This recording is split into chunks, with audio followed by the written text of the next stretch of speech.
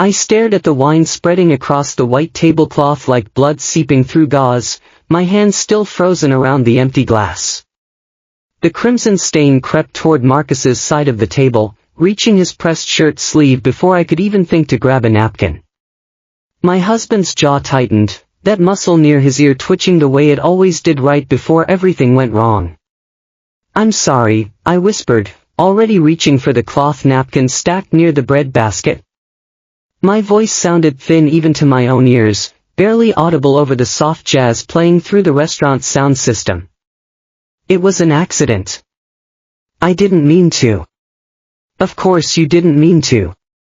Marcus's voice was pleasant, almost warm, the tone he used when we were in public and he needed to maintain the illusion that we were a happy couple celebrating 3 years of marriage. But his hand shot across the table and wrapped around my wrist with bruising force, his fingers digging into the exact spot where last week's grip marks had finally started to fade from purple to that sickly yellow-green. "You never mean to do anything, Leo. You're just clumsy. Careless. Useless."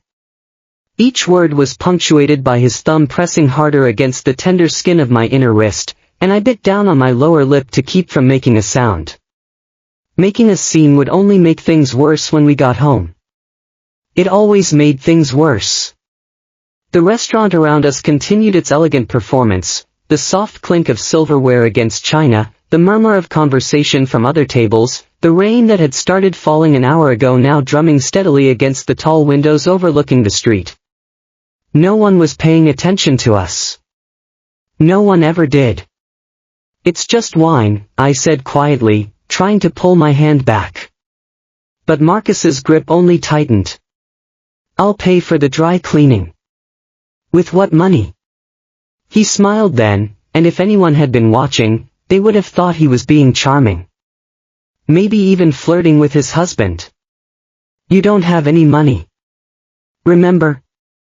You barely make $400 a week doing those pathetic translation jobs. That doesn't even cover your half of the rent." My half of the rent. As if I hadn't given up my savings account, my credit cards, my entire financial independence when he'd convinced me to consolidate everything under his name 2 years ago. As if I hadn't stopped seeing my best friend Derek because he said Derek was a bad influence. As if I had any life left outside the carefully controlled box he'd built around me. "Marcus, please." My voice cracked slightly, and I hated myself for the weakness. "People are looking."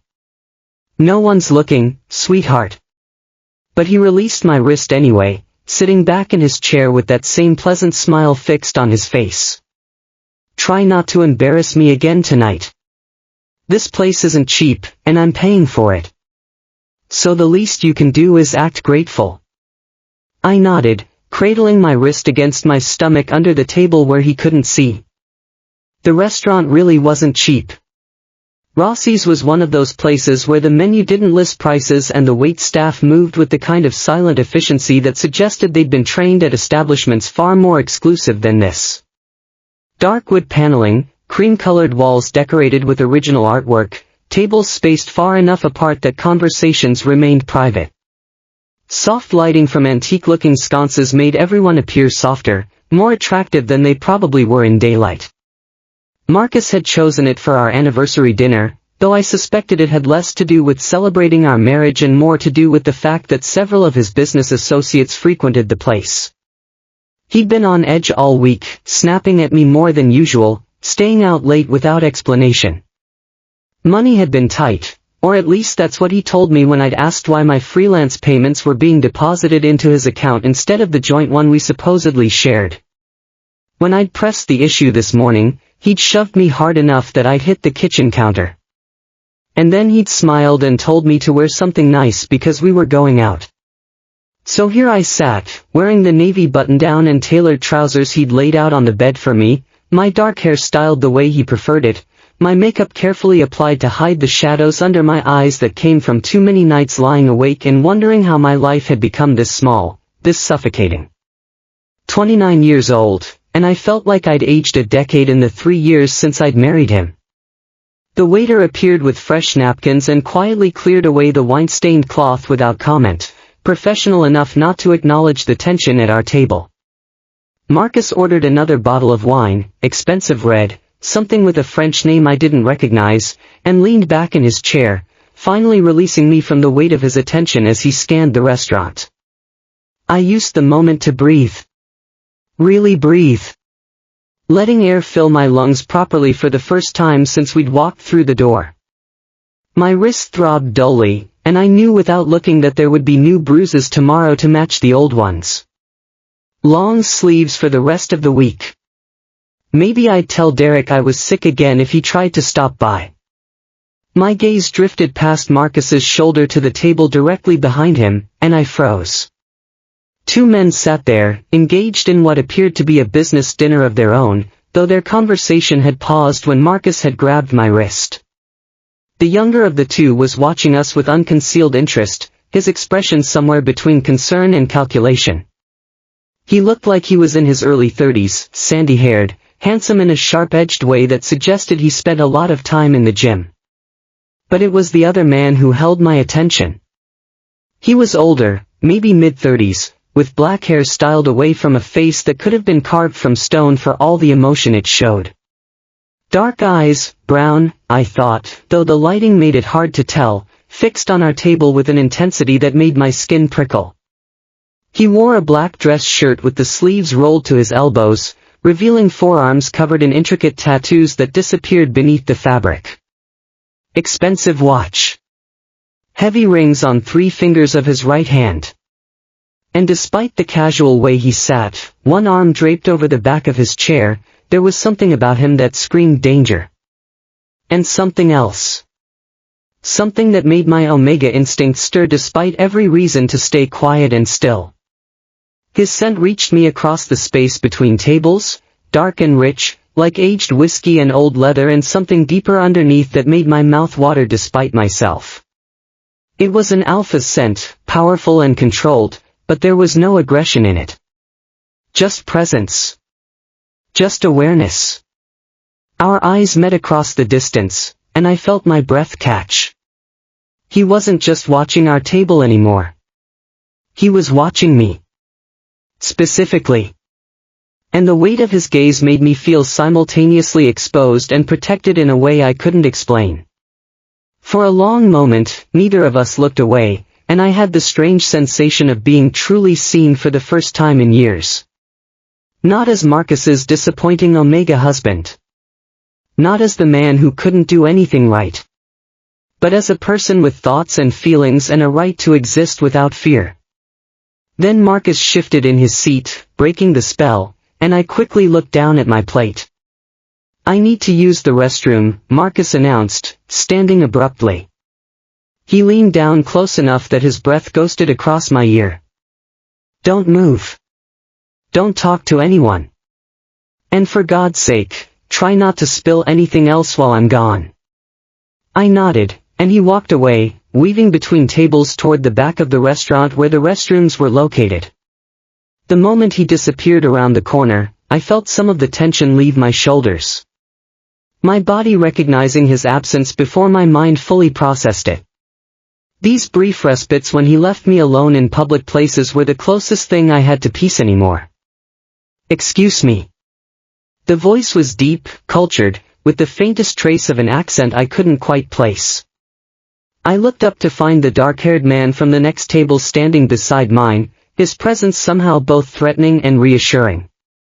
Up close, he was even more imposing, easily over 6 feet tall, built like someone who could handle himself in any situation, with a face that belonged on old Roman coins. Beautiful and terrifying in equal measure. And his scent was stronger now. That whiskey and leather richness wrapped around me, and I felt my Omega instincts responding before I could stop them, a subtle shift in my posture, an unconscious tilt of my head that exposed my neck just slightly. I caught myself and straightened immediately, heat flooding my face. I'm sorry to interrupt your evening, he continued, his voice low enough that no one else could hear. But I noticed your husband was somewhat aggressive earlier. Heat flooded my face. Of course someone had noticed. Of course someone had been watching.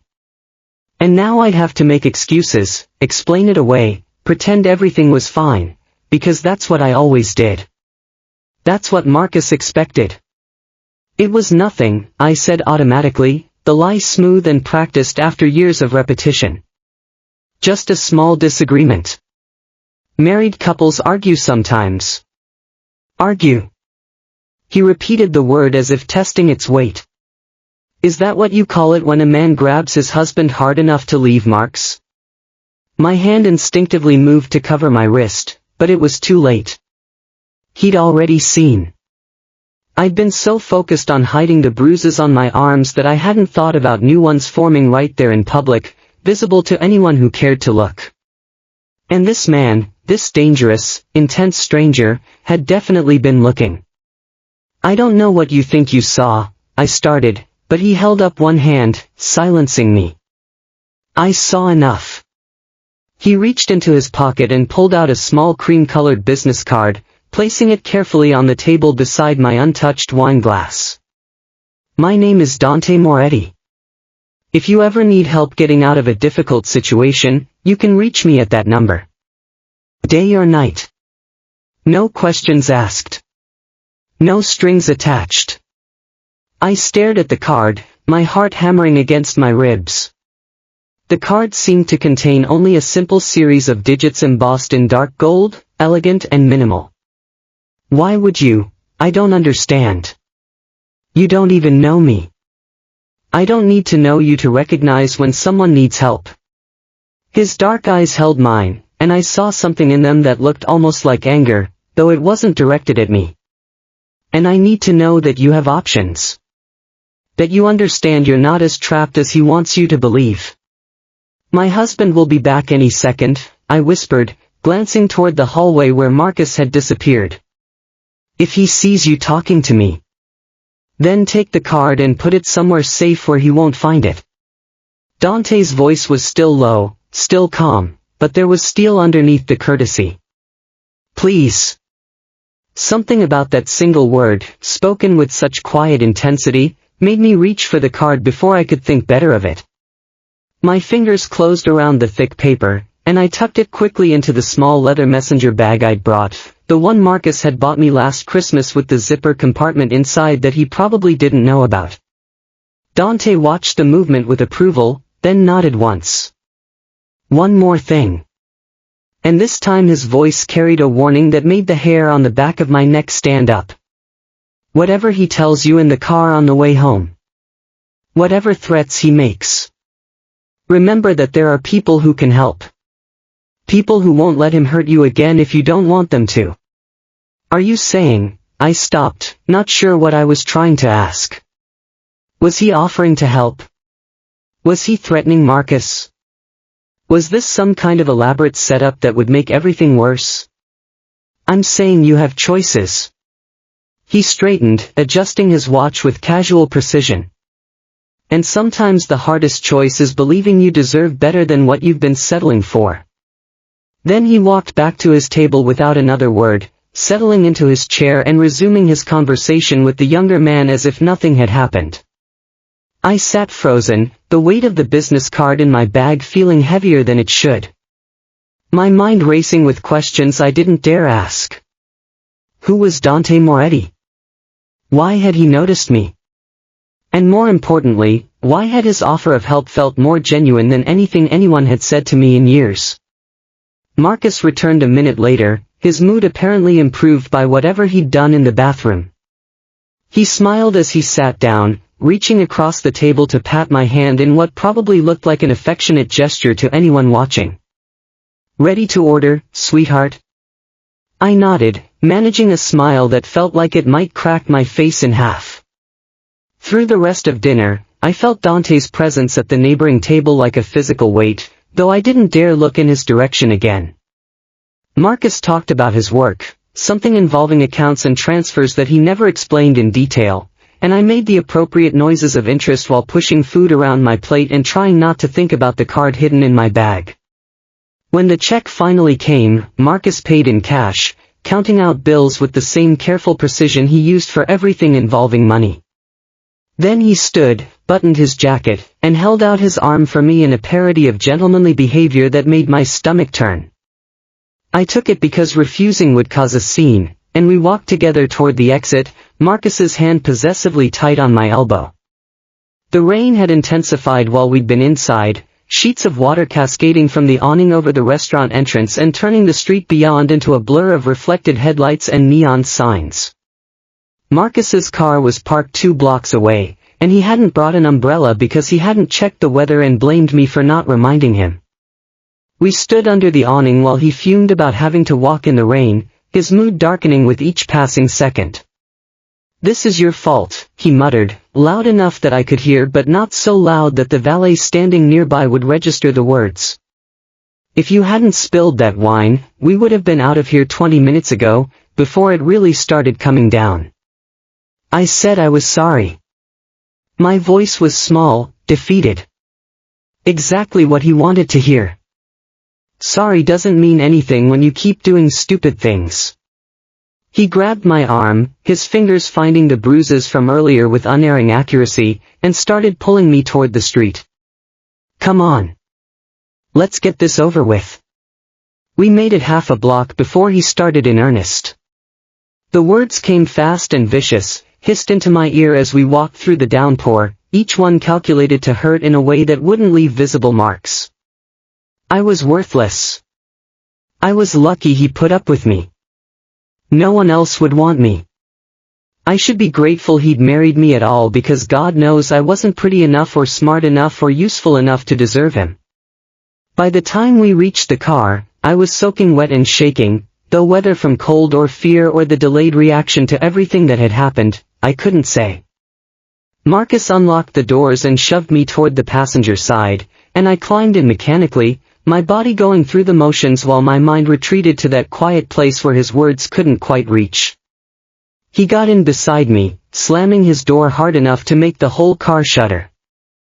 For a moment, he just sat there, hands gripping the steering wheel, breathing hard through his nose.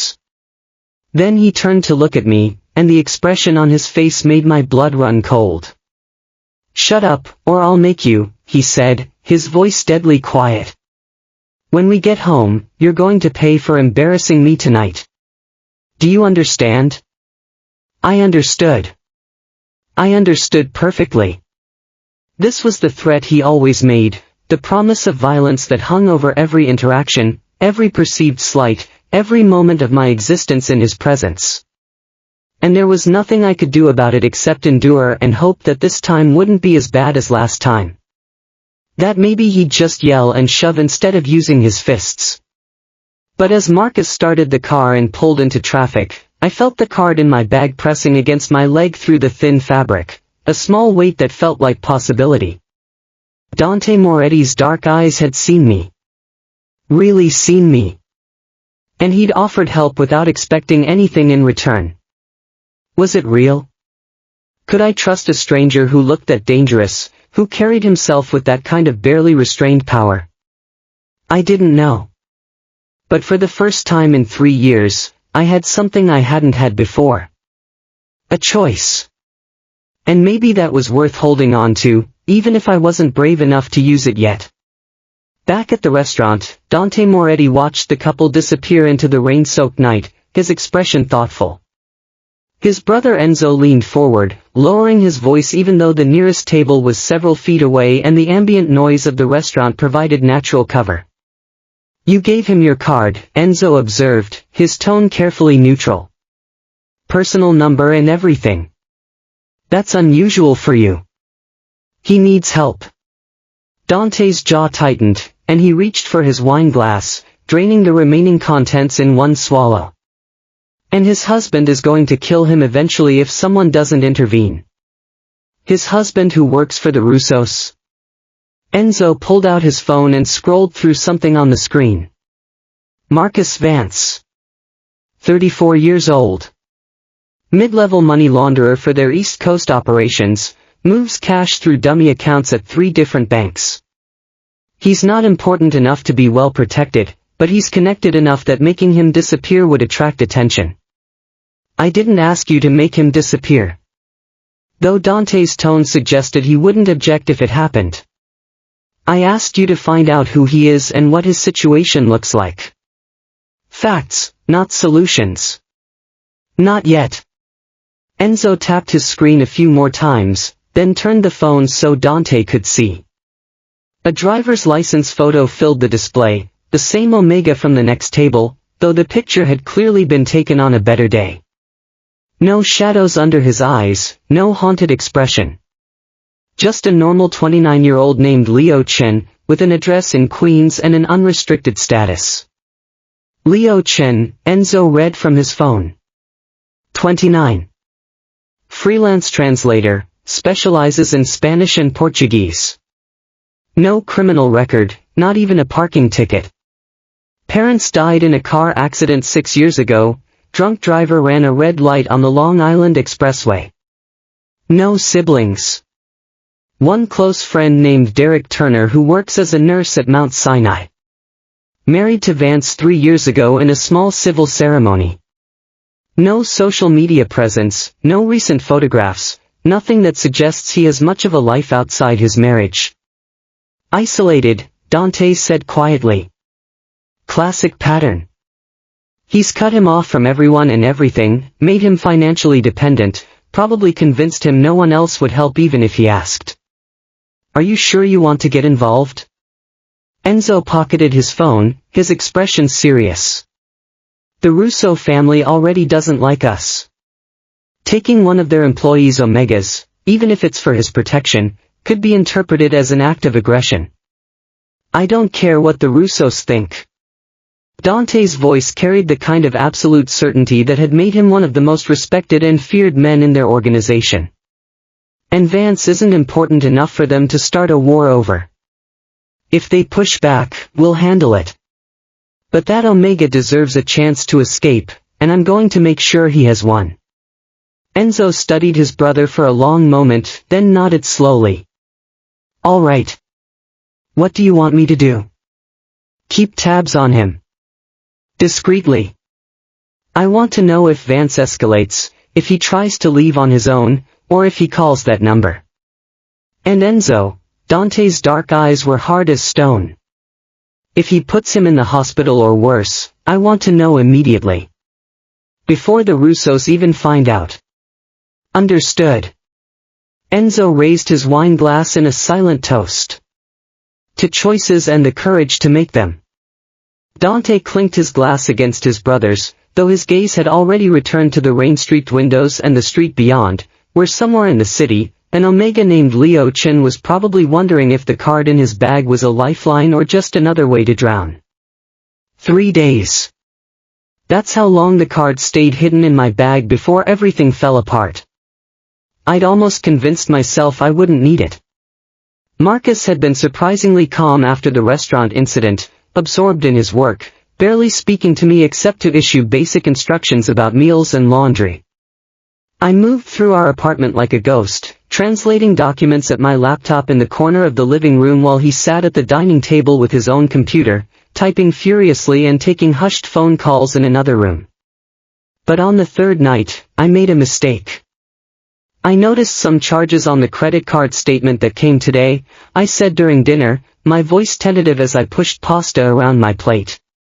Almost $8,000 at a place called Meridian Holdings. I don't remember us buying anything. The fork clattered against his plate before I could finish. His head snapped up, and the look in his eyes made my blood turn to ice. You went through my mail. His voice was deadly quiet. It was our joint card, I thought. You thought? He stood slowly, deliberately, like a predator rising before an attack. You thought you had the right to question how I spend money? Money that I earn while you sit at home doing your pathetic little translation jobs that barely cover groceries? I stood too, instinct screaming at me to run. But there was nowhere to go in our small apartment. I wasn't questioning, I was just asking.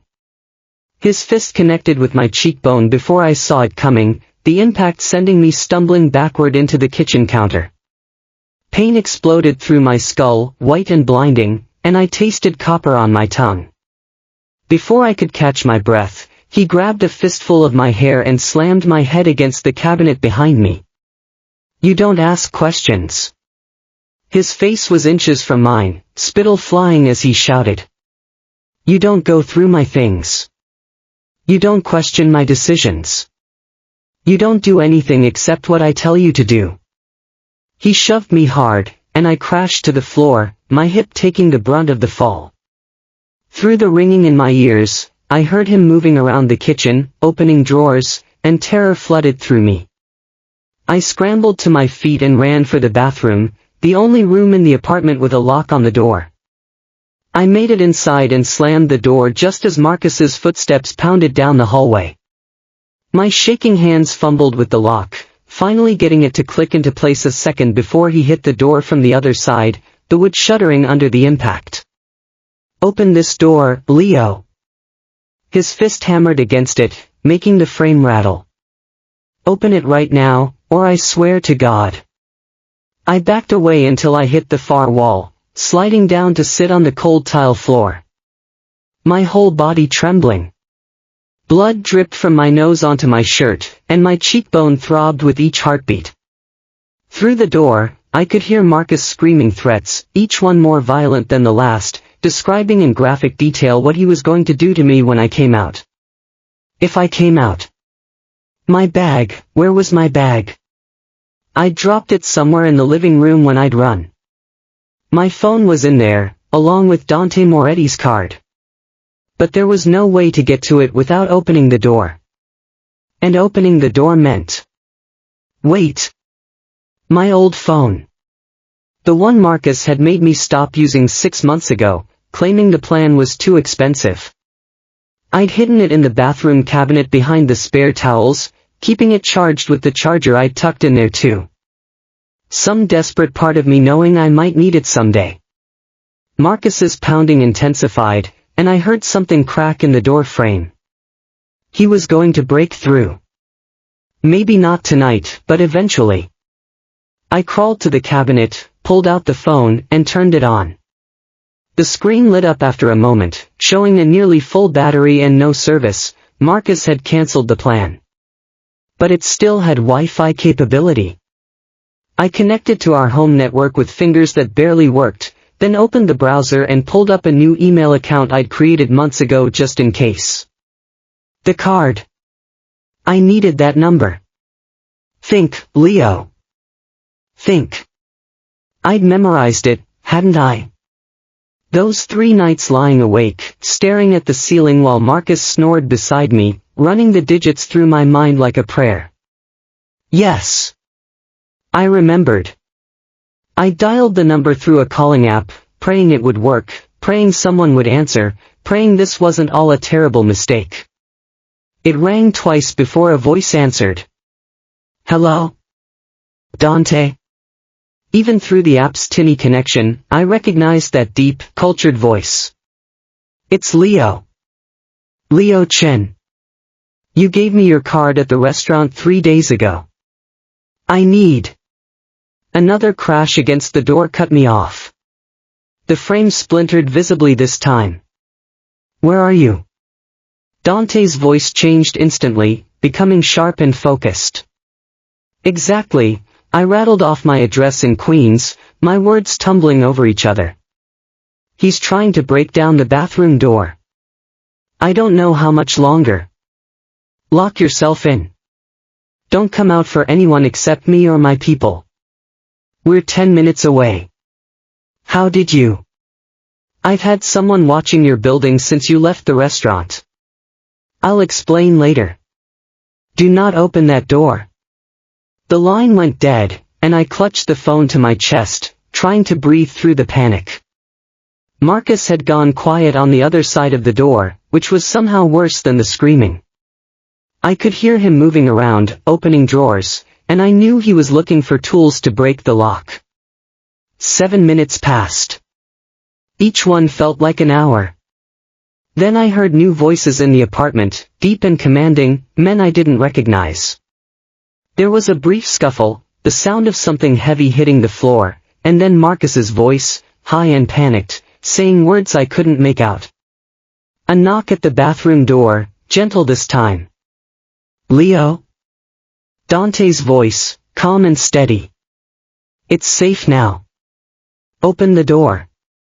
My legs barely held me as I stood and unlocked it. The door swung open to reveal Dante standing there in dark clothes, his expression carefully neutral as he took in my appearance, the blood on my face, the bruise already forming on my cheek, the way I was holding my ribs. Behind him, two large men had Marcus pinned against the living room wall. My husband's face was pale, his eyes wide with something that looked like genuine fear for the first time in years. Get his things, Dante said without taking his eyes off me. Everything he'll need, documents, personal items. 5 minutes. One of the men disappeared into the bedroom. Dante stepped closer, his hand hovering near my shoulder but not quite touching. Can you walk? I nodded, though I wasn't sure it was true. There's a doctor waiting at a secure location. He'll examine you, treat your injuries, and document everything for legal purposes. If you don't want to press charges, you don't have to. But I strongly suggest you let him photograph the damage your husband did. Husband? Marcus's voice cracked. Who the hell are you? You can't just break into my apartment. Your apartment? Dante finally turned to look at him, and something in his expression made Marcus go quiet. This apartment is leased under both names. Your husband called for help. We provided it. If you'd like to dispute that with the police, I'm happy to call them.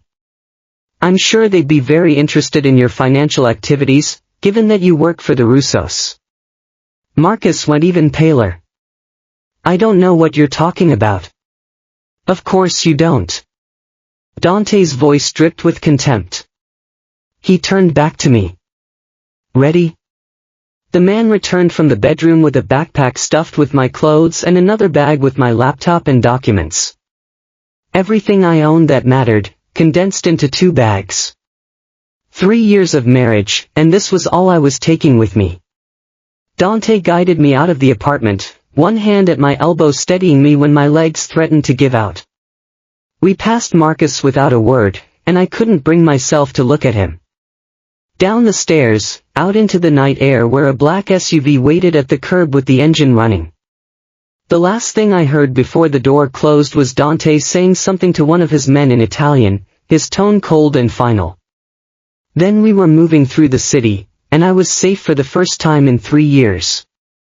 The apartment they took me to was clean and modern, furnished but impersonal, like a high-end hotel suite. A man in his 50s with kind eyes and a medical bag was waiting, introducing himself as Dr. Cassio. He examined me with gentle efficiency while Dante waited in the next room, close, but respectful of my space. Bruised ribs, possible mild concussion, facial contusions, Dr. Cassio said as he worked. You're lucky he didn't break anything this time. Has it been like this for a while? 3 years. The doctor didn't say anything. Just photographed the injuries from multiple angles and gave me pain medication that started dulling the worst of the throbbing. When he finished, Dante returned. He sat in the chair across from me, maintaining distance, his expression serious. I need you to understand what's happening, he said. Your husband launders money for the Russos, a criminal organization that's currently in conflict with my family. That makes you potentially valuable to me as a source of information about their operations. But it also makes you a target if they find out you're under my protection. I don't know anything about his work, I said, my voice hoarse. He never told me anything. You know more than you think. Account numbers, names mentioned in phone calls, patterns of behavior, all of that is useful. He leaned forward slightly. I'm offering you protection in exchange for whatever information you can provide. I've also arranged for a lawyer, one of the best divorce attorneys in the state, to start emergency proceedings. Given the documented violence, we can fast-track a restraining order and separation agreement. Why? The question came out as barely more than a whisper. Why are you doing this? Dante was quiet for a moment. Because no one should live in fear of the person who's supposed to protect them. And because I have the resources to help. So I will. It was the simplest, most honest answer anyone had given me in years. There's one more thing, I said, suddenly remembering. My friend Derek. He's a nurse at Mount Sinai. If Marcus thinks he knows where I am, I'll have someone watching him, Dante assured me. Discreetly. He won't even know they're there unless Marcus tries something. Relief flooded through me, mixing with exhaustion and pain until I felt like I might collapse. Dante must have seen it because he stood, gesturing toward the bedroom. Rest. Everything else can wait until tomorrow. You're safe here. And you're not going back to him. After he left, I managed to call Derek using my old phone. He answered on the second ring, his voice tight with worry. Leo? Where are you? I tried calling earlier and Marcus said you were asleep, but something felt wrong. I left him. Saying it out loud made it real in a way it hadn't been before. I can't explain everything right now, but I'm safe. There are people helping me. What people? Leo, you're scaring me. Good people. I promise I'll explain everything when I can. But Derek, if Marcus contacts you, don't tell him anything. Don't let him know where I am or who I'm with. Can you do that? There was a long pause. Then, of course. Whatever you need. Just be careful, okay? After we hung up, I sat in the unfamiliar apartment surrounded by expensive furniture and the promise of safety, and let myself cry for the first time in months. Not quiet tears designed to go unnoticed, but deep-wrenching sobs that came from somewhere I'd kept locked away for too long. I'd made a choice. I'd called a dangerous stranger for help, and now I was in his debt. But I was also alive. And for tonight, that was something worth holding on to. 2 weeks in the safe house, and I was starting to remember what it felt like to breathe without counting the cost. The space Dante had arranged for me was nothing like the cramped Queen's apartment I'd shared with Marcus. Floor-to-ceiling windows overlooked a tree-lined street in what I assumed was Brooklyn, though I hadn't asked and Dante hadn't volunteered the information. The furniture was clean and modern without being sterile, a comfortable sofa in charcoal gray, a dining table that actually had room for more than 2 people, a bedroom with sheets that felt expensive against my skin. There was even a small desk where I could set up my laptop and work. Work. I'd almost forgotten what it felt like to focus on something productive, to use my brain for translation instead of calculating escape routes or predicting Marcus's moods. The divorce lawyer Dante had connected me with, a sharp-eyed man named Victor Hale who spoke in clipped efficient sentences, had helped me retrieve access to the freelance accounts Marcus had hijacked. Turns out, when you have the right legal team and documentation of financial abuse, banks are surprisingly cooperative about restoring access. Within a week, I had 3 translation projects lined up, Spanish to English, Portuguese to English. Nothing particularly exciting, but enough to make me feel human again. Enough to start rebuilding the financial independence Marcus had systematically destroyed. Dante visited on the 3rd day, ostensibly to check that I had everything I needed. He arrived in the afternoon carrying takeout from a Thai restaurant and a practiced expression of casual concern that didn't quite mask the intensity in his dark eyes. "How are you settling in?" he asked, setting the food on the kitchen counter. "It's good. More than good." I gestured vaguely at the apartment, aware of how inadequate the words were. "Thank you for all of this. You don't need to keep thanking me." He started unpacking containers, his movements precise and controlled. "Have you eaten today?" The question caught me off guard. "I had coffee this morning." His jaw tightened slightly. "Coffee isn't food. Sit. We're eating." Something about the command should have set off alarm bells. Marcus had always controlled when and what I ate, using food as another tool of manipulation. But Dante's tone lacked Marcus's cruel edge. This felt less like control and more like someone who'd noticed I was neglecting basic self-care and decided to intervene. We ate at the small dining table, and Dante asked questions about my work, my translation projects, whether I needed anything for the apartment. Simple, practical questions that gradually eased into something more personal. He mentioned a book he'd been reading, some dense philosophical text I'd never heard of, and I found myself admitting I'd studied literature before marrying Marcus. Studied where? He asked. City College. I was working toward a degree in comparative literature, focusing on South American authors. Garcia Marquez, Allende, Borges. The names felt strange on my tongue after so long. I had to drop out after my parents died. The insurance money barely covered funeral expenses, and Marcus convinced me to focus on work instead of school. Dante's expression darkened. He convinced you to give up your education? He said it was practical, that we needed the income more than I needed a degree. I pushed food around my plate, looking back. I think he just didn't want me to have something that was mine. Something he couldn't touch. Education is power, Dante said quietly. And power is the last thing men like him want their victims to have. The word victim hung between us, uncomfortable and accurate. I'd spent 3 years avoiding that label, telling myself I was just in a bad situation, that it wasn't really abuse if he didn't hit me every day, if I could still function. But sitting across from Dante, seeing the recognition in his eyes, I couldn't maintain the denial. Tell me about your parents, he said, changing the subject with surprising gentleness. So I did. I told him about the car accident 6 years ago, the drunk driver who'd run a red light on the Long Island Expressway and taken both of them in an instant. How I'd been 23 and completely unprepared for the weight of funeral arrangements and estate settlements. How Derek had been the only person who'd helped me through it, bringing food and handling phone calls when I couldn't form sentences.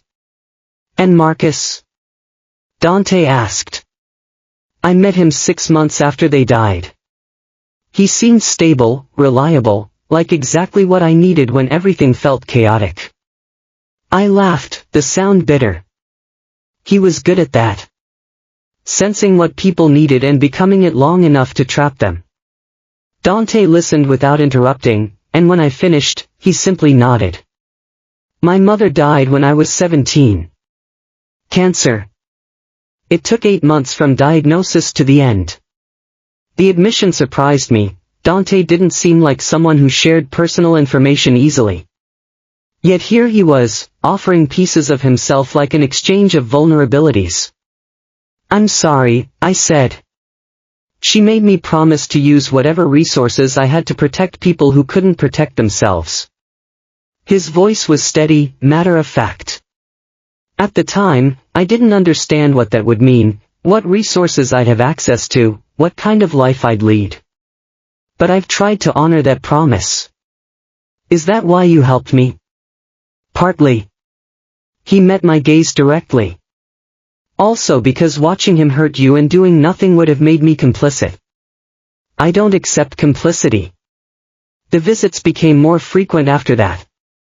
Dante would stop by every few days, usually bringing something, coffee from a place that apparently made it the way I liked, books he thought I might enjoy based on our conversations. Once, a plant, because he'd noticed the apartment felt sterile. Small gestures that somehow didn't feel invasive, just thoughtful. I started noticing details about him, the way he listened with complete attention, as if whatever I was saying mattered more than anything else happening in his world. How he was different around me than around the security personnel who occasionally checked the apartment, softer somehow, less guarded. The scar on his left hand that he never mentioned. The watch he wore that looked older than him, probably inherited. And his scent. That whiskey and leather richness that made my omega instinct stir every time he walked through the door.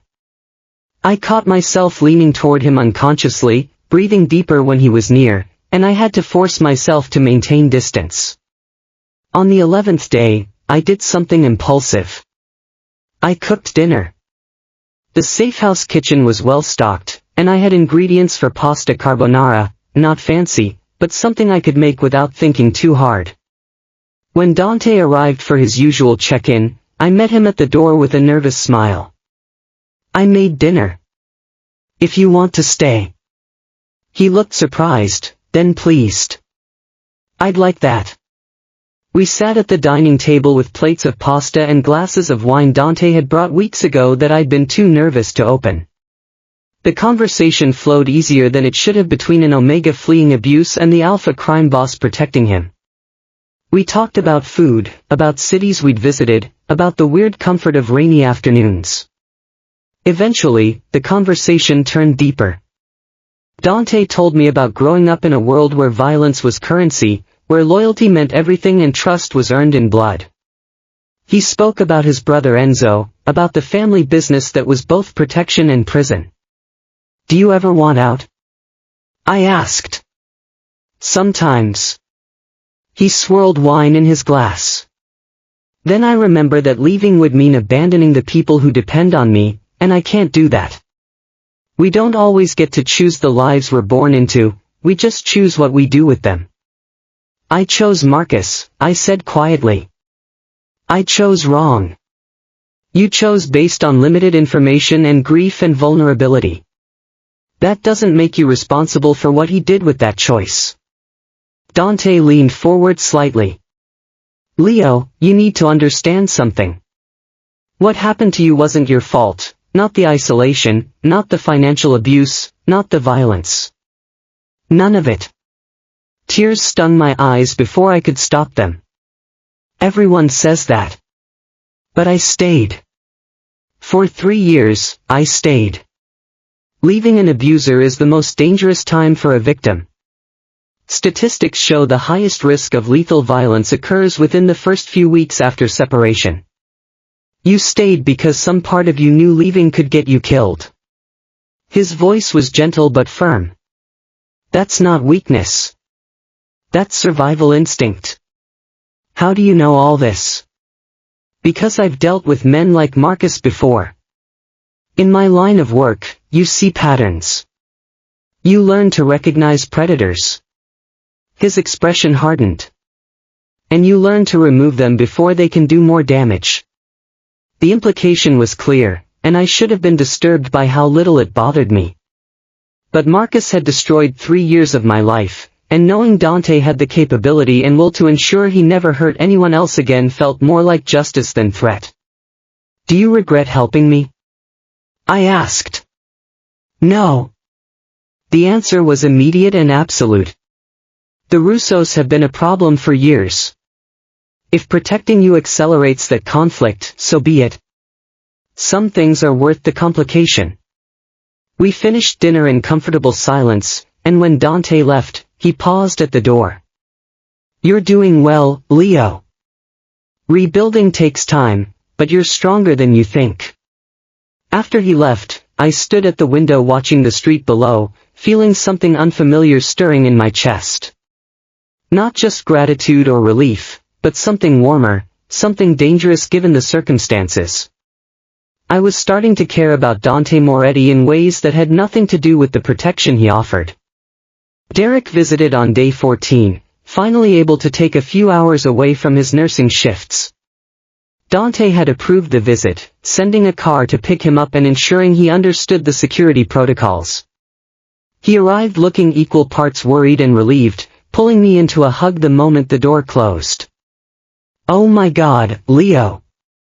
I've been so scared. I'm okay. I'm safe. He pulled back, studying my face. The bruises had faded to yellow-green, barely visible under makeup. Has Marcus tried to contact you? The restraining order is in effect. If he tries anything, Dante's people will know immediately. Dante. Derek repeated the name with obvious skepticism. The guy who's housing you. What exactly does he do, Leo? He's in security. The lie tasted wrong, but I couldn't explain the full truth. He has resources, connections. He can keep me safe in ways the police can't. And what does he want in return? I'd expected the question, but it still stung. Information about Marcus's work. That's it. Derek didn't look convinced, but he didn't push. Instead, he looked around the apartment, taking in the expensive furniture and the view. This is a nice place. It's temporary. Is it? He met my eyes. Leo, I'm glad you're out. I'm glad you're safe. But be careful, okay? Men who have this kind of power, who can just make problems disappear, they're not safe either. He's not Marcus. I know. But that doesn't mean he's good for you. He squeezed my hand. Just promise me you'll be careful. Don't trade one cage for another. After he left, I thought about his words. Was I trading cages? Dante had given me freedom to work, to move around the apartment, to make my own decisions. But I was still under his protection, still dependent on his resources, still living in his property. The difference was that Dante's cage came with kindness and respect, with books and conversations and the space to heal. And maybe that's what scared me most. Not that Dante was dangerous, I'd known that from the moment I saw him at the restaurant. But that I was starting to want to stay in this particular cage, even after the threat was gone. That somewhere in the past 2 weeks, Dante Moretti had become more than my protector. He'd become someone I looked forward to seeing, someone whose opinion mattered, someone who made me feel seen in ways I'd forgotten were possible. I wasn't sure what that meant for either of us. But as I returned to my laptop and the translation work waiting there, I couldn't shake the feeling that the next chapter of my life was going to be far more complicated than simple survival. 1 month after I'd fled my apartment in Queens, Victor called with news that should have felt more triumphant than it did. The restraining order is holding, he said, his voice brisk and efficient through the phone speaker. Marcus hasn't violated it once, which suggests he's either taking it seriously, or someone has convinced him that approaching you would be a very bad idea. Additionally, the federal investigation into his employer's financial activities is progressing rapidly. Your ex-husband is going to have bigger problems than a divorce very soon. That's good, I said, though the words felt hollow. The divorce proceedings are moving forward. Given the documented abuse, financial control, and ongoing criminal investigation, I expect we'll have preliminary agreements within 6 weeks. You're doing everything right, Leo. After we hung up, I sat at the safe house window, watching people move through the street below. A month. For weeks since that terrible night when I'd locked myself in the bathroom and called a stranger for help. For weeks of healing, working, slowly rebuilding the pieces of myself that Marcus had systematically dismantled. And 4 weeks of Dante visiting regularly, bringing books and coffee and conversations that made me remember what it felt like to be treated like a person instead of a possession. I was restless. The safe house was comfortable, safe, but it was also starting to feel like another kind of cage. Gentler than Marcus's apartment, but still confining. I needed to go somewhere. Do something normal. Prove to myself that I could exist in the world again without falling apart. The bookstore. There was one I'd loved before marrying Marcus, a small independent place in the village that specialized in used books and had comfortable reading chairs scattered between the stacks. I hadn't been there in 3 years, but I could still remember the smell of old paper and coffee, the way afternoon light filtered through the front windows. When Dante arrived that afternoon for his usual check-in, I was already wearing my jacket. I need to go out, I announced before he could say hello. To a bookstore. I know there's security protocols and risks and whatever else, but Dante, I've been in this apartment for a month and I'm going insane. I need to do something normal. He studied me for a long moment, his dark eyes unreadable. Then he nodded. All right. I'll take you. You don't have to. I want to. He gestured toward the door. And if you're going to venture out for the first time, I'd prefer to be there personally. Humor me. The drive to the village took 20 minutes, and I spent most of it pressed against the window like a kid on a road trip, drinking in the sight of people going about their ordinary lives. Dante sat beside me in the back seat, quiet but present, occasionally pointing out changes to the neighborhood since I'd last been out. The bookstore was exactly as I remembered it, cramped and cluttered and perfect. The owner, an older man with wild gray hair, looked up when we entered and he broke into a smile. "Leo Chen. I haven't seen you in years. Where have you been hiding?" "Life got complicated," I said, the understatement of the century. "But I'm back now." Dante followed me through the narrow aisles, his large frame somehow managing not to knock over the precariously stacked books. I ran my fingers along spines, pulling out titles randomly and reading back cover descriptions. He did the same, occasionally showing me something and raising an eyebrow in question. "Love's Dangerous Embrace," I read from one particularly lurid romance novel he'd found. Listen to this description: he was a simple farm boy. He was a billionaire CEO with a dark secret. Their love would either save them both or destroy everything they held dear. Oh my God, that's terrible. Terrible? Dante's lips twitched. I think it sounds very dramatic.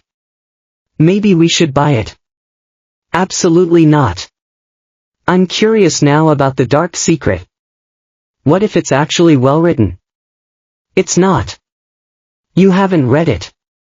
I laughed, actually laughed, and the sound felt foreign in my own throat. When was the last time I'd laughed like that? Fine. Buy it if you want, but I'm not reading it. He tucked the book under his arm with exaggerated solemnity. I'll read it and report back. We spent an hour browsing, debating the merits of various authors, building small stacks of books that grew steadily larger. Dante had surprisingly good taste. He gravitated toward philosophy and history, but also picked up a poetry collection that made me reassess my assumptions about mob bosses and their reading habits. Coffee? The bookstore owner called from the small cafe area at the back. On the house for my long-lost customer. We settled into worn armchairs with cups of hot chocolate. The cafe didn't actually serve coffee, just various chocolate drinks and tea, and I felt something in my chest loosen. This was normal. This was what people did on ordinary afternoons. Read books. Drank hot chocolate. Talked about nothing important. Thank you, I said quietly. For bringing me here. For not making me feel like I'm being paranoid or demanding by wanting to leave the apartment. You're not paranoid. You're healing. Dante set down his cup.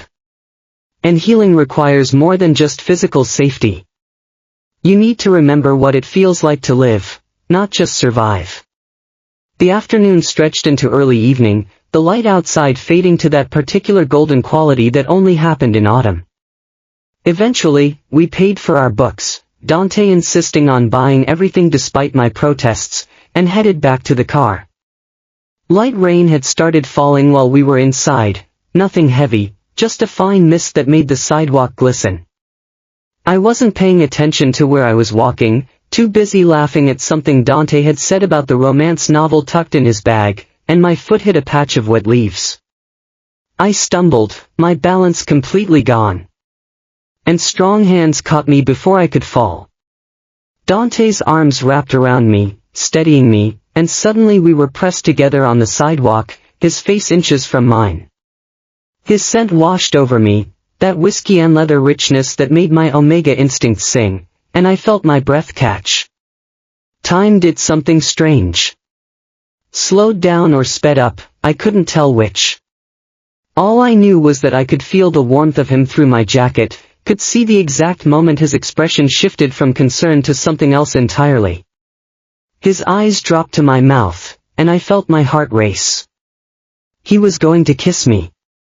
I wanted him to kiss me. The realization crashed through me with startling clarity. This wasn't gratitude or dependence or any of the complicated things I'd been worried about. This was real attraction, genuine desire for the alpha who'd somehow become the most important person in my carefully reconstructed life. But Dante didn't close the distance. Instead, he pulled back slightly, though his hands remained at my waist, steadying me. "Careful," he said, his voice rough. "The sidewalk is slippery. Dante. You should choose when you're ready." His dark eyes were intense. "When you're truly free, not just legally, but emotionally. When you can be certain that what you feel isn't just gratitude or trauma bonding or any of the other things that happen when someone helps you escape danger." He released me slowly, putting proper distance between us. "You deserve that choice, Leo. And I won't take it from you by rushing something you might regret later." I wanted to argue that I was ready, that I knew what I felt. But the words stuck in my throat, because maybe he was right. Maybe I couldn't be completely certain yet, couldn't separate rescue from genuine connection when everything was still so raw and new. But God, the frustration of wanting something and having it denied for my own good was almost unbearable. "What if I don't want to wait?" I asked quietly. "Then you tell me that when you're free. When the divorce is final. When Marcus is no longer a threat. When you've had time to build a life that isn't defined by running from him." Dante's expression was gentle but firm. "I'm not going anywhere, Leo. I'll wait." We drove back to the safe house in silence, but it wasn't uncomfortable. It was charged, full of possibility and restraint and the weight of things unsaid. When we arrived, Dante walked me to the door with his usual courtesy, carrying the bags of books. "Thank you," I said again. "For today. For all of it. Any time." He handed me the bags. "And Leo, for what it's worth, I'm waiting because you matter. Not because I don't want this." After he left, I sat on the couch surrounded by new books, my lips still tingling from a kiss that hadn't happened, and admitted something to myself that I'd been avoiding for weeks. I was falling in love with Dante Moretti. Not because he'd saved me, not because he provided protection and resources, but because he was kind and thoughtful and treated me like an equal. Because he made me laugh and challenged me to think and respected my autonomy even when it meant denying himself something he wanted. This wasn't gratitude. This was real. And terrifying. And completely beyond my control. That night, across the city in his own home, Dante sat in his study with a glass of whiskey and tried to focus on the financial reports Enzo had left for review. But his mind kept returning to that moment on the sidewalk, to the look in Leo's eyes when he'd stumbled into his arms. Enzo appeared in the doorway without knocking, which meant he'd been lurking and waiting for an opportunity to intrude. "So," his brother said, settling into the chair across from Dante's desk without invitation. "You took him to a bookstore. He needed to get out of the apartment. You could have sent guards. Instead, you went yourself." Enzo's expression was knowing. "Dante, I've worked with you for 15 years. I've seen you handle business negotiations, territory disputes, family politics. I've never seen you like this with anyone." "Like what?" "Careful. Gentle. Like you're terrified of breaking something precious." Enzo leaned forward. "You're in love with him." Dante didn't bother denying it. "It doesn't matter what I feel. He needs time, space, freedom to figure out who he is outside of trauma and survival. I won't complicate that by pushing for something he's not ready for. And if he is ready, then I'll still wait. Because he deserves to be certain." Dante drained his whiskey. "The Russos are already a problem.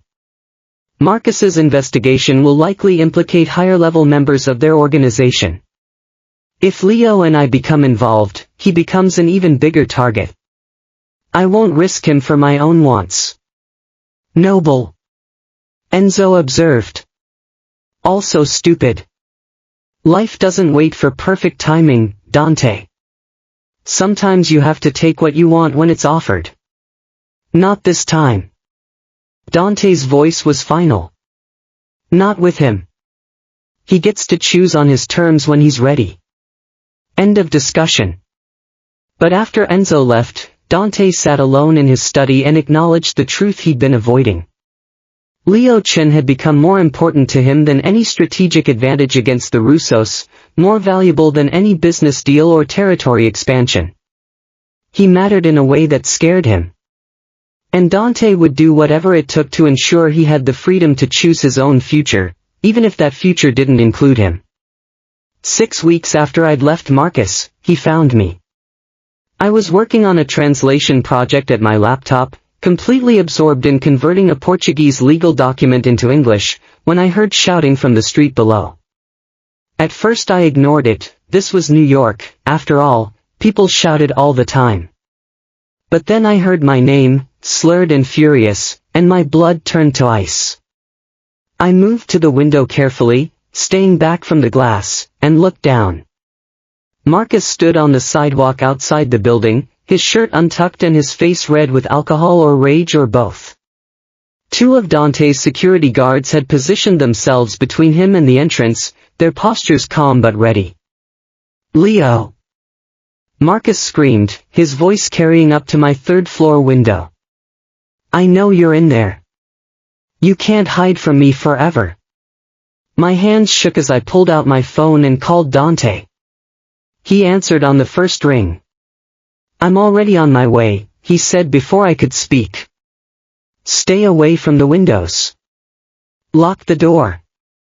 I'll handle this." "How did he find me?" My voice came out as barely more than a whisper. "We'll discuss that after I deal with your ex-husband." The line went dead, and I moved away from the window, pressing my back against the wall and trying to control my breathing. This was supposed to be safe, this building, this apartment, this new life. It was all supposed to be protected. But Marcus had found me anyway, and now he was here, and all the progress I'd made over the past 6 weeks felt like it was crumbling. 10 minutes passed. I heard a car arrive, heard new voices joining the chaos below, then silence, terrible, complete silence that somehow felt worse than the shouting. A knock at my door made me jump. "Leo?" "It's Dante." "Open up." I unlocked the door with trembling fingers. Dante stood there looking completely composed, except for his eyes, which burned with barely controlled fury. Behind him, I could see one of his guards stationed in the hallway. "Is he gone?" I asked. "He's being escorted back to Queens with a very clear message about what will happen if he attempts this again." Dante stepped inside, closing the door behind him. "Are you all right?" "Victor will make sure what he did out there is recorded as a violation of the restraining order," Dante added, his voice flat. "If he tries anything like that again, the police will have grounds to act immediately." "I'm fine." Shaken, but fine. I wrapped my arms around myself. "How did he find me?" "The Russos have been conducting surveillance, street cameras, license plate tracking, standard observation techniques. They must have spotted one of my cars and traced it back to this building." His expression was grim. "I should have anticipated this. I'm sorry. It's not your fault. Marcus works for them. Of course they'd be looking." I moved to the couch, my legs suddenly unreliable. "What happens now?" "Now I adjust security protocols and move you somewhere they can't track as easily." He sat beside me, maintaining a respectful distance. "Enzo is already working on identifying how extensive their surveillance has been and shutting it down. We'll make sure this doesn't happen again." I should have felt relieved. Dante was handling everything, protecting me the way he'd promised. But all I felt was exhausted and angry and something else I couldn't quite name. For 6 weeks, I'd been rebuilding myself, reclaiming pieces of my life that Marcus had taken. And now he'd violated even this safe space, reminded me that no matter how far I ran, he could still reach me. I want to see you deal with them, I said suddenly. The Russos. I want to understand what you actually do, who you really are, beyond the man who brings me coffee and talks about books. Dante was quiet for a long moment. That's not a side of me I wanted you to see. I don't care what you wanted. I care about the truth. I turned to face him directly. You've been protecting me, giving me space to heal, treating me like I'm fragile. But Dante, I'm not fragile. I survived 3 years with Marcus. I'm stronger than you think. And I need to understand exactly who I'm trusting with my life. Something shifted in his expression. All right. Come with me tonight. I have a meeting with some associates about the Russian situation. You can observe, ask questions afterward. But Leo, once you see that part of my world, you can't unsee it. Are you certain? I'm certain. That evening, Dante took me to a building I'd never been to before, nondescript from the outside, but clearly a hub of his operations inside. We went to an office on the top floor, where Enzo and 3 other men I didn't recognize were waiting. Maps covered one wall, along with photographs I didn't look at too closely. I sat in a corner while they discussed strategy in a mix of English and Italian, their voices low and businesslike. They were planning how to neutralize the Russian surveillance, how to send a message that would make them back off without starting an open war. The conversation was practical, almost boring in its tactical details. But underneath it all, I could hear the threat of violence. These were men who could make problems disappear, and they were discussing it like other people discuss quarterly reports. Dante was different here, still controlled, still intelligent, but harder somehow. When he spoke, everyone listened. When he made a decision, no one questioned it. This was the mob boss Marcus had been terrified of, the man whose reputation preceded him in whispers. And watching him, I didn't feel afraid. I felt protected. The meeting ended around 10.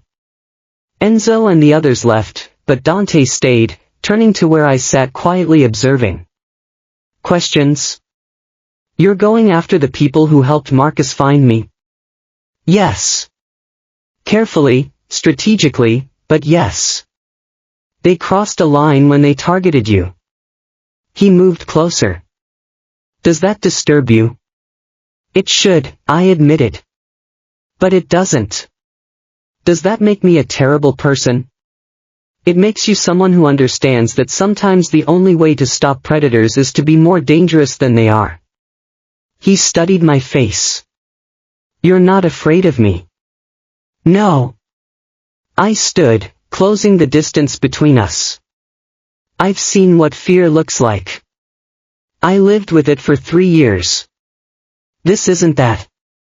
Leo, I know what you're going to say. That you should wait, that you need more time, that you might be confusing gratitude with something else. I've had 6 weeks to think about this. 6 weeks to figure out who I am outside of Marcus's control. I reached up and placed my hand against his chest, feeling his heartbeat quicken. And Dante, I'm choosing this. I'm choosing you. Not because you saved me, but because you make me feel alive again. His hand covered mine, warm and steady. You're certain? Stop asking me that. I pulled him down and kissed him before he could protest further. For a heartbeat, he held still, giving me one last chance to change my mind. Then his control broke, and he kissed me back with an intensity that stole my breath. His arms wrapped around me, pulling me close, and I felt safer and more wanted than I had in years. We barely made it to the private room attached to his office before the rest of our clothes became an impediment. Dante was gentle despite the urgency, checking with me at every stage, making sure I was truly there with him and not lost in bad memories. When we finally came together, it felt like reclaiming something I'd thought was lost forever, not just physical pleasure, but genuine connection with someone who saw me as an equal. Afterward, we lay tangled together on the sofa, my head on his chest, his fingers tracing lazy patterns on my shoulder. "I love you," he said quietly into the darkness. "I've been trying not to, but I do. I love you too." The words felt both terrifying and inevitable. Morning came too soon. Enzo knocked on the door around 7, his timing suggesting he knew exactly what had happened but was too professional to comment. Dante dressed quickly and let his brother in while I stayed wrapped in his jacket, watching them discuss the surveillance situation. "We identified the cameras," Enzo reported. "Russos have been tracking vehicle movements in and out of this building for 2 weeks. They also have someone watching from an apartment across the street. We've shut down the cameras and convinced the watcher to relocate." "Convinced?" I asked. Enzo's expression was bland. "Persuaded firmly. The safe house isn't secure anymore," Dante said, turning to me. "I'm moving you to my primary residence. The estate has better security, more controlled access points. You'll be safer there while we deal with the Russian problem." "Your house." I wasn't sure how I felt about that. Living in the safe house had maintained some illusion of independence. Moving into Dante's actual home felt different, more permanent. "Just until this is resolved," he assured me. "Unless you want to stay longer. The choice is yours." Everything with Dante came back to choice. He gave me options where Marcus had given ultimatums, offered protection where Marcus had imposed control. The difference was staggering. "All right," I agreed. "Let's go see this estate of yours." As we prepared to leave, Dante pulled me aside one more time. "Last night changes things," he said seriously. "Not just between us, but strategically. If the Russos realize you're more than just a refugee I'm sheltering, you become an even bigger target. Are you prepared for that?" I thought about Marcus's face twisted with rage on the sidewalk. About the fear I'd lived with for 3 years. About the choice between safety and happiness. Then I looked at Dante, this dangerous, complicated alpha who'd given me back my life, and knew my answer. "I'm prepared. Whatever comes next, we face it together." He kissed my forehead, then my lips, lingering for a moment. "Together, then. Let's go home." 5 days after moving into Dante's estate, I was still discovering new rooms. The property wasn't what I'd expected, no gaudy displays of wealth, no marble statues or gold fixtures screaming mob money. Instead, it was a sprawling stone house set back from the road behind high walls and mature trees, elegant in a way that suggested old family money rather than criminal enterprise. The interior matched, hardwood floors worn smooth by decades of use, furniture that looked comfortable before it looked expensive, walls decorated with family photographs instead of just art. "Mr. Leo? Breakfast is ready whenever you'd like." The voice came from behind me, warm and slightly accented. I turned to find a man in his 60s with silver-streaked dark hair pulled into a neat style, wearing simple black trousers and a cream shirt. His face was kind, the sort that looked like it smiled often. "You must be Salvatore," I said, remembering Dante mentioning his housekeeper. "I am. And you must be the one who's turned this house upside down in the best possible way." He gestured toward the kitchen. "Come, sit. You're too thin. We need to fix that." Something about his warm, fatherly manner made me relax instantly. I followed him to a kitchen that was clearly the heart of the home, large but cozy, with copper pots hanging from hooks and the smell of fresh bread filling the air. A plate appeared in front of me loaded with eggs, toast, fruit, and pastries I couldn't name. "Salvatore, this is too much." "Nonsense. Eat." He poured coffee without asking if I wanted any, somehow knowing I took it black. "Mr. Dante tells me you've had a difficult time. Food helps. Trust me, I've been feeding this family for 15 years. I know what helps. I ate while he moved around the kitchen with practiced efficiency, and we talked. He told me about Dante's mother, about how she'd hired Salvatore when Dante was just 19 and already taking on more responsibility than any alpha should carry. How he'd watched him grow into the man he was now, harder than his mother would have wanted, but still carrying her kindness underneath all that carefully maintained control. He's different with you, Salvatore observed, refilling my coffee. Lighter somehow. Like he remembers there's more to life than duty and obligation. Before I could respond, Enzo appeared in the doorway, his hair still damp from a shower. Salvatore, please tell me you made those almond pastries. Yes, you did. You're a saint. He grabbed one from the counter and turned to me with a grin. Morning, Leo. Sleep okay? The walls are thick here, so you shouldn't hear Dante pacing at 3 in the morning like he does when he's working through problems. Enzo, Salvatore chided, but he was smiling. What? He should know what he's getting into. Enzo sat beside me, stealing a piece of fruit from my plate. Dante's habit of thinking out loud at unreasonable hours. His weird thing about organizing books by color instead of author. The way he gets obsessive about pasta sauce and will literally stand at the stove for 2 hours getting it perfect. Despite myself, I laughed. Enzo had a way of making everything feel normal, like living in a mob boss's fortified estate was just regular Tuesday morning conversation. Don't let him fool you, Salvatore said, pointing a wooden spoon at Enzo. This one is just as particular about his espresso.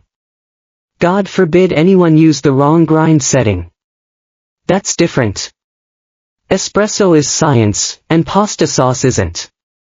I listened to them bicker affectionately and felt something warm settle in my chest.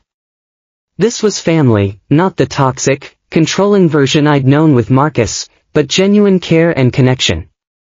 They were including me effortlessly, making space for me in their dynamic without making a production of it. Dante found us like that an hour later, still sitting around the kitchen table while Enzo told increasingly ridiculous stories about security mishaps and Salvatore pretended to be scandalized.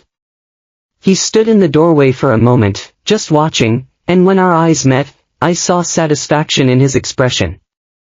He'd wanted me here, in his home, surrounded by the people he trusted. And now I was. The days took on a rhythm. Mornings in the kitchen with Salvatore, who taught me his pasta recipes while sharing stories about Dante's childhood. Afternoons working on my translations in the study Dante had set up for me, complete with a massive desk and a view of the garden. Evenings when Dante would find me wherever I'd settled, carrying books or wine or just his presence, and we'd talk for hours about everything and nothing. I saw different sides of him here. The leader who commanded absolute respect when his people came to the house for meetings, his voice carrying authority that made grown men straighten their spines. But also the private Dante who read philosophy books in the garden, who made breakfast on Salvatore's day off with surprising skill, who woke gasping from nightmares he wouldn't discuss but that left him shaken until I held him. 2 weeks into living at the estate, we had the conversation I'd been both anticipating and dreading. We were in his study late at night, the house quiet around us. Dante sat behind his desk reviewing documents while I curled in the leather chair across from him with a novel, comfortable silence, the kind that came from being genuinely at ease with someone. Then he set down his pen and looked at me directly. I need to tell you something, he said. And I need you to really hear it. My stomach tightened. Okay. I never expected this, us. He gestured between us. I've spent 15 years building walls, keeping distance, making sure I never cared about anyone enough that losing them would destroy me. And then you walked into that restaurant, and all of that careful control became worthless. Dante. Let me finish. He stood, moving around the desk to lean against it, closer, but still maintaining space. My world is dangerous. Not just occasionally, not just when things go wrong, constantly, inevitably dangerous.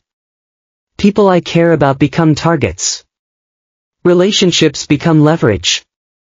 And I'm terrified that bringing you into this, letting you matter to me the way you do, will get you killed. The raw honesty in his voice made my throat tight. Then why did you bring me here? Because keeping you at arm's length was killing me anyway.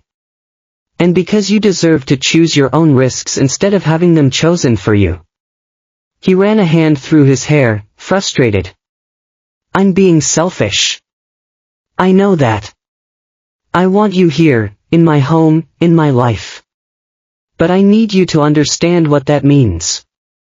I set down my book and stood, crossing to where he leaned against the desk. I understand better than you think. I spent 3 years with a man who used fear as currency, who made every day about survival. You're dangerous, Dante, but not to me. Never to me. And yes, your enemies might see me as leverage, but that's a risk I'm choosing to take. Why? The question was almost desperate. Why would you choose this? Because you treat me like an equal, not a possession. Because you give me choices instead of ultimatums. Because when you look at me, you see a person with thoughts and dreams and autonomy, not just something to control. I placed my hand on his chest, feeling his heartbeat quicken. I love you, Dante. Not the protection you offer, not the safety or resources, you. The man who brings me coffee and argues about books and makes terrible jokes to see me smile. That's who I'm choosing. His hands came up to frame my face, gentle despite their strength. I love you too. More than is probably wise. More than is certainly safe. Then we'll be unwise and unsafe together. I pulled him down into a kiss that was both promise and surrender. When we finally broke apart, Dante rested his forehead against mine. My family needs to know officially that you're not just under my protection, that this is real. Are you sure? I've never been more certain of anything. The announcement happened at dinner 2 nights later. The entire family was there, Enzo, Salvatore, 3 of Dante's cousins who helped run various operations, and 2 men I'd been introduced to as advisors. We ate at the massive dining room table, and conversation flowed easily until Dante cleared his throat. I have something to announce, he said, his voice carrying authority even in this casual setting. Leo and I are together officially. He's not just a guest in this house, he's family now. I expect everyone to treat him accordingly. The table went quiet for a heartbeat. Then Enzo raised his wine glass with a knowing grin. About damn time. I was wondering how long you were going to dance around it. Salvatore beamed. This is wonderful news. We need more omegas in this house to balance out all the testosterone. The others murmured congratulations, and I saw acceptance in their faces, relief even, as if Dante being in a relationship somehow made him more human in their eyes. Later that week, Derek visited. Dante had arranged for a car to bring him from the hospital after his shift, complete with security that he absolutely noticed. Leo, this is insane, he whispered as we walked through the garden, far from where anyone could overhear. This place looks like something from a movie. And those guards at the gate, they had assault rifles. I know it's a lot. A lot. You're living with a mob boss in his fortress. But his expression was more concerned than judgmental. Are you okay? Really okay? I thought about how to answer honestly. I'm happy, Derek. Happier than I've been in years. Dante treats me with respect, gives me freedom, supports me in ways Marcus never did. Yes, his world is dangerous, but I'm making an informed choice. Derek studied my face for a long moment. You love him. I do. And he loves you. Like genuinely, not in a possessive way. He walked away from kissing me once because he wanted to make sure I was choosing him for the right reasons, not just because I was grateful for the rescue. I squeezed his hand. He's nothing like Marcus. I promise. He pulled me into a hug. Okay, okay. If you're happy, then I support you. But Leo, if anything changes, if you ever feel unsafe or trapped, you call me immediately. Deal? Deal. That night, lying in Dante's bed with his arm around me and moonlight streaming through the windows, I felt something I hadn't experienced in years: peace. Not just safety or security, but genuine contentment. The future was uncertain, possibly dangerous, definitely complicated. But I was facing it with someone who saw me as a partner, who valued my choices, who loved me not despite my flaws but including them. What are you thinking about? Dante murmured, his voice drowsy. That I never expected to be here. In your home, in your life, in love with someone like you. Someone like me meaning what? Dangerous? Criminal? Someone extraordinary. I turned to face him in the darkness. Someone who makes me want to be brave. His arms tightened around me, and I felt his lips press against my forehead. You've always been brave, Leo. You just needed the space to remember it. We fell asleep like that, tangled together. And for the first time since my parents died 6 years ago, I felt like I truly belonged somewhere, not because of obligation or fear, but because I'd chosen it. And that choice, that simple act of deciding my own future, meant everything. 2 months had passed since Dante announced our relationship to his family. 2 months of learning what it meant to be loved without conditions, to be treated as a partner instead of property. I'd settled into the rhythm of life at the estate, mornings translating documents in my study, afternoons helping Salvatore in the garden, evenings with Dante discussing everything from philosophy to the mundane details of daily life. Then Agent Cooper appeared, and everything became complicated again. He contacted me through Victor, my divorce attorney, requesting a meeting to discuss Marcus's ongoing criminal case. Victor was present when I met him at his office downtown, Dante's security waiting outside with strict instructions not to interfere unless I signaled distress. Agent Cooper was younger than I expected, maybe 40, with tired eyes and the kind of methodical demeanor that suggested years of building cases brick by brick. He laid out his proposition with practiced efficiency. Mr. Chen, the federal investigation into the Russo organization, your ex-husband's employer, has reached a critical stage. We have financial records, surveillance, testimony from lower-level operatives. What we need is someone who can connect Marcus Vance directly to specific money laundering operations. Someone who lived with him, who might have overheard conversations or seen documents. I already gave you everything I know. When I first left Marcus, I provided information to Dante's people about account numbers, names I'd heard. And that information was helpful.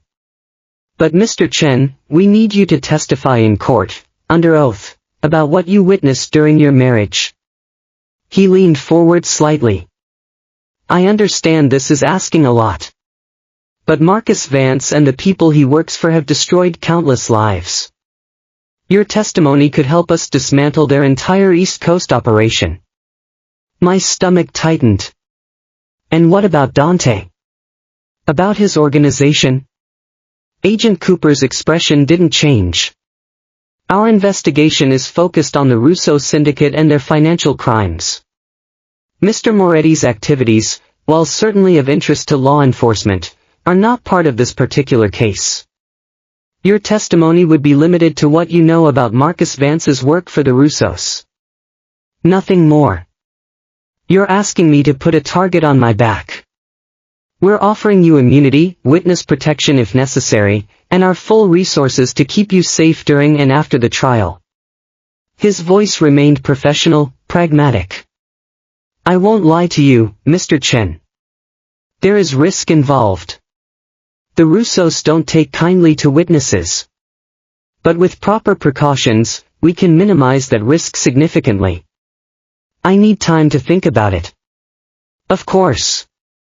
But Mr. Chen, the grand jury convenes in 3 weeks. I need your answer within 7 days. I left Victor's office with my mind spinning. Dante's security immediately surrounded me for the drive back to the estate. They must have reported the meeting immediately, because Dante was waiting when I arrived, his expression carefully neutral. We need to talk, he said, gesturing toward his study. Once the door closed, I told him everything, every word Cooper had said, every implication, every promise and threat.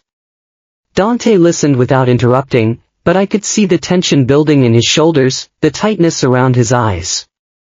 You can't do this, he said when I finished. It's too dangerous. The Russos will come after you. Immunity or not. I know it's risky. Risky? He stood abruptly, pacing. Leo, they kill witnesses. That's not hyperbole or exaggeration. They have people inside law enforcement, inside the justice system. Testifying against them is essentially signing your own death warrant. So I just let Marcus walk free. Let the Russos keep destroying lives. You let the FBI build their case another way. His voice rose, frustration breaking through his usual control. There are other witnesses, other evidence. You don't have to be the one who. Dante.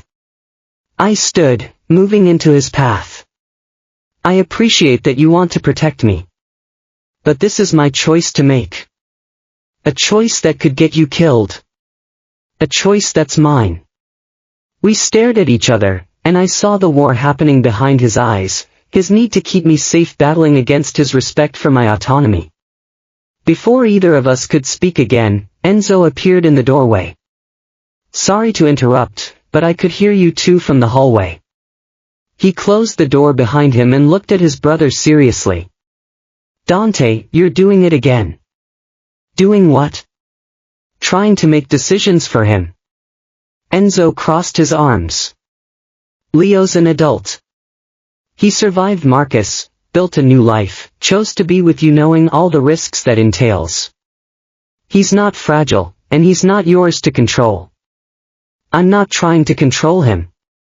Then stop telling him what he can and can't do. Enzo's voice was firm but not unkind.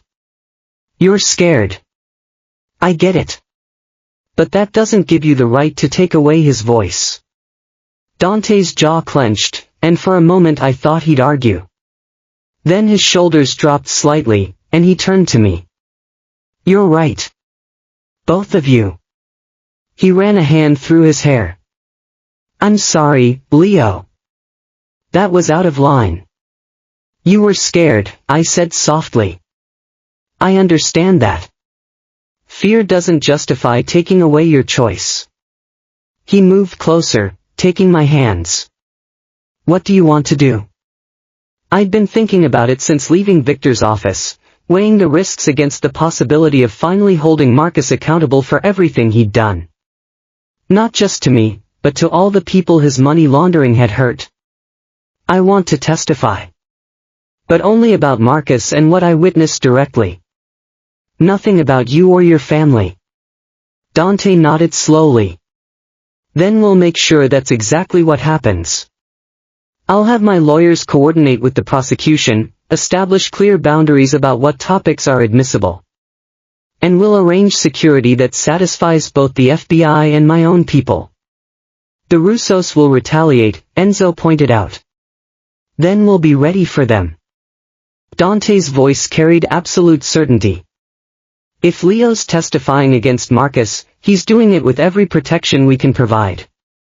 The next week was a blur of meetings with lawyers, prosecutors, and security personnel. Dante's legal team negotiated the scope of my testimony down to specific incidents related to Marcus's work, with strict prohibitions against questions about Dante or his organization. The FBI agreed reluctantly, apparently deciding limited testimony was better than none. Preparation sessions were exhausting.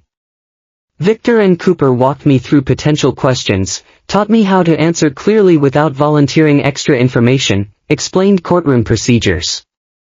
Dante sat in on several sessions, his presence both comforting and slightly intimidating as he evaluated every aspect of the FBI's protection plan. 2 days before I was scheduled to testify, the Russos made their move. I was leaving Victor's office after a final prep session when 3 men approached on the sidewalk, not obviously threatening, just moving with purpose toward where I stood with Dante's guards. One of them called my name, and I saw his hand reaching into his jacket. Dante's security reacted instantly, positioning themselves between me and the men while pushing me toward the car. Shouts, movement too fast to follow, and then I was in the SUV with the doors slamming shut and the engine already running. "Are you hurt?" the driver asked, pulling into traffic. "No. I'm fine." "What just happened?" "Intimidation attempt. They wanted you to know they could reach you." His voice was calm, professional. "Mr. Moretti has been notified. We're taking you directly to the estate." Dante met me at the door, his expression carefully controlled until he pulled me into his arms, holding me tight enough that I felt his heartbeat racing against my chest. "I'm okay," I whispered. I know you are." He pulled back, framing my face with his hands. "But Leo, if you want to back out, no one would blame you." "I'm not backing out." My voice was steadier than I felt. "They're trying to scare me. I won't let them win." The testimony itself was anticlimactic compared to the build-up.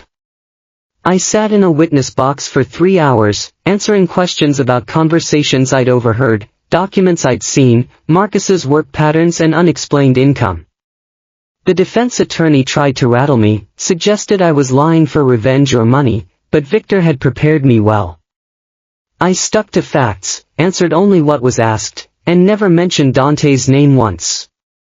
Marcus was there, seated at the defense table, and when our eyes met, I saw none of the rage I expected.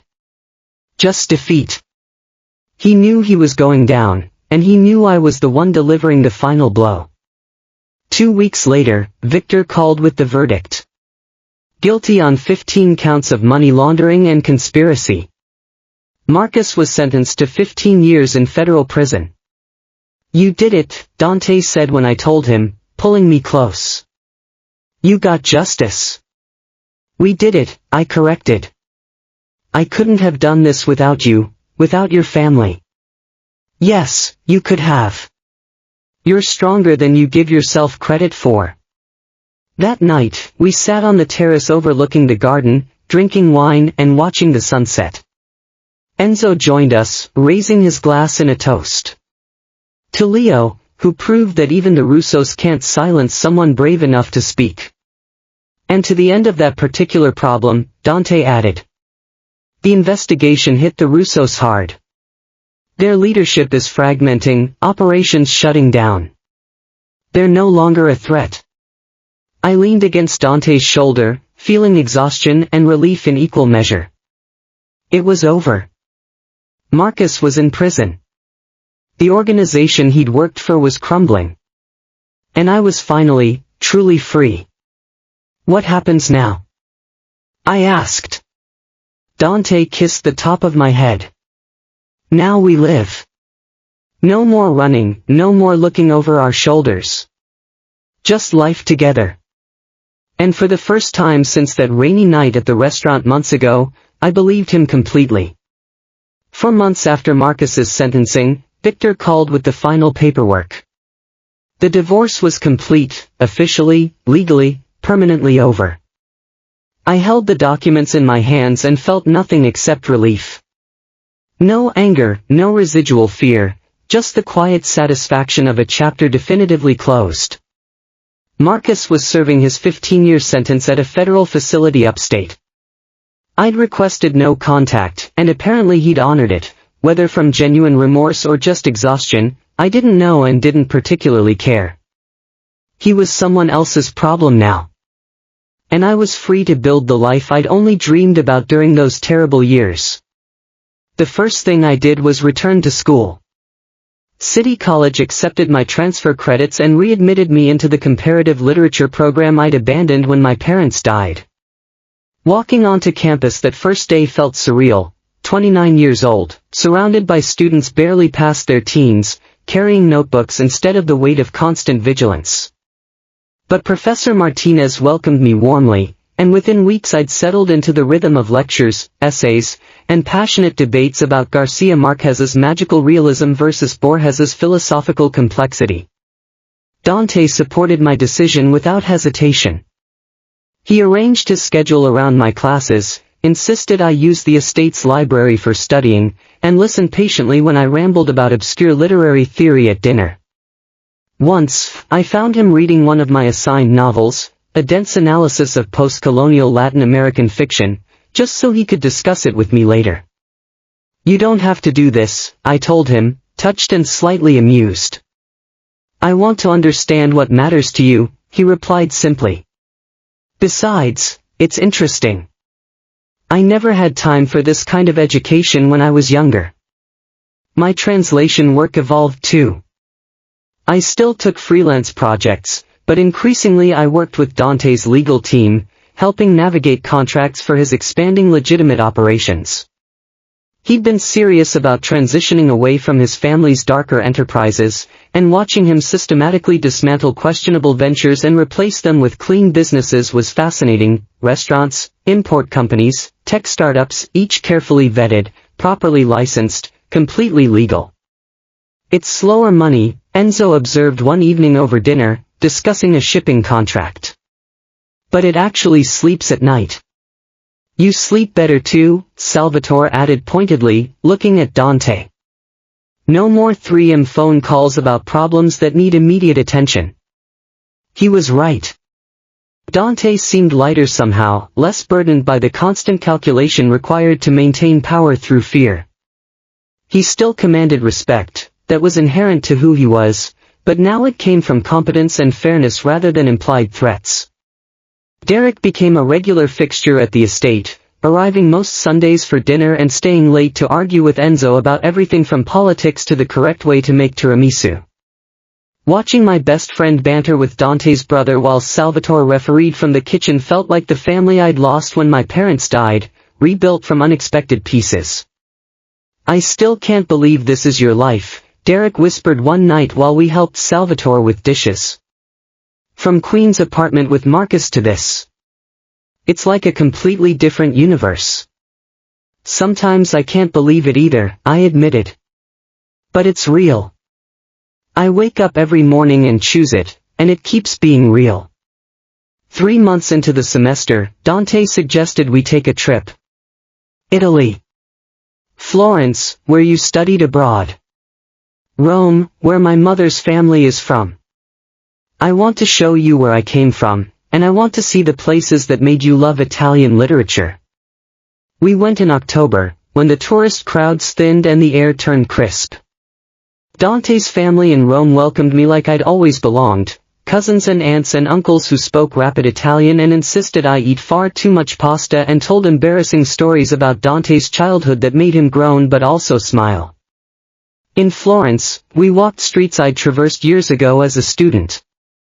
I showed Dante the cafe where I'd spent hours reading Dante, the small bookshop where I'd discovered Calvino, the piazza where I'd first understood what it meant to fall in love with a language. And he showed me the neighborhood where his mother grew up, the church where she'd been baptized, the stories she'd told him about a life before she'd married into his father's world. "She wanted something different from me," Dante said quietly, as we stood in front of her childhood home. "She made my father promise I'd have choices, that I wouldn't be forced into the life if I didn't want it. But you chose it anyway. I was 17 when she died. My father needed help, the family needed leadership, and I was good at it. He took my hand. But she'd be happy about this, about the changes I'm making. About you." On our last night in Rome, we ate at a small restaurant his cousin recommended, tucked into a quiet neighborhood far from tourist areas. The food was extraordinary, the wine even better, and halfway through our meal, Dante reached across the table and took both my hands. "I need to tell you something," he said, his expression serious. "And I need you to really listen." My heart stuttered, old instincts flaring briefly before I reminded myself this was Dante, not Marcus. This was safety, not threat. Okay, I said carefully. I don't want this to be temporary, the life we're building. It's not something I'm doing until you get back on your feet, or until the threat passes, or until you decide you want something else. His dark eyes held mine with familiar intensity. I want you in my life permanently. As my partner, my equal, the one I come home to every night and wake up beside every morning. Dante. I'm not asking you to marry me. Not yet. A small smile touched his lips. We've both learned that rushing major decisions leads to mistakes. But I'm asking if you can see that future, if you want it the way I do. I thought about the life I'd built over the past months, my classes, my work, the family dinners and late-night conversations and quiet mornings reading in the garden. I thought about Derek's laughter mixing with Enzo's, about Salvatore teaching me recipes that had been passed down through generations, about Dante's careful respect for my autonomy even as he loved me fiercely. I can see it, I said, my voice steady despite the emotion swelling in my chest. I want it with you, with this complicated, beautiful life we're building together. His relief was visible, tangible. He brought my hands to his lips, kissed my knuckles gently. Then we'll keep building it, one choice at a time. We returned to New York refreshed, and life continued its evolution. I excelled in my classes, earning praise from Professor Martinez and an invitation to present at a small academic conference. Dante finalized the sale of his last questionable operation and reinvested the proceeds into a clean energy startup. Derek started dating Enzo, which somehow felt inevitable and perfect. Salvatore hired an assistant so he could spend more time in his own garden instead of just maintaining Dante's. 6 months after the divorce was finalized, I graduated. The ceremony was small, but my people were there, Derek cheering loudly, Enzo whistling, Salvatore wiping tears, and Dante sitting in the front row looking prouder than my own father had at my high school graduation. That evening, we went back to Rossi's. Dante had purchased it months ago, kept the original staff and menu, but updated the management. The owner who'd sold it to him had been ready to retire, and Dante had made sure everyone kept their jobs with better pay and benefits. We sat at the same table where I'd spilled wine on Marcus all those months ago, the same table where Dante had first noticed my fear and decided to do something about it. But now we sat side by side instead of separated by threats, our hands intertwined on the white tablecloth. To new beginnings, Dante said, raising his glass. To the Alpha who gave me choices, I countered. And to building something better than what came before. We clinked glasses and drank. And through the window, I could see the city lights reflecting off wet pavement. It was raining, just like that first night, but now the sound was soothing instead of ominous. Outside was possibility and future and the life I'd fought to claim. And sitting beside me was the Alpha who'd helped me remember I was strong, I was worthy, I deserved more than survival. I deserved happiness. And for the first time in years, I had it. The end.